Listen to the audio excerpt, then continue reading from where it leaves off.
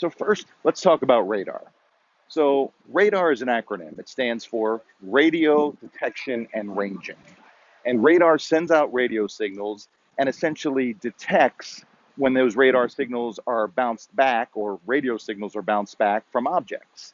And it creates those colored blobs you see on a screen. So all of us are familiar with weather radar that we see when we're watching a weather forecast.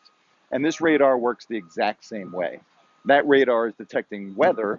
This radar is detecting everything around your boat, from weather to objects to navigation buoys to even a small person floating in the water, depending on the resolution of the radar. So what does radar do? Radar projects an image on a screen that is based on those radar signals coming back to the antenna. And it creates, just like you see on weather radar, those colored blobs. And it can be a little confusing. It takes some practice to understand what you're seeing on a radar screen and really understand how to use radar to its maximum effect.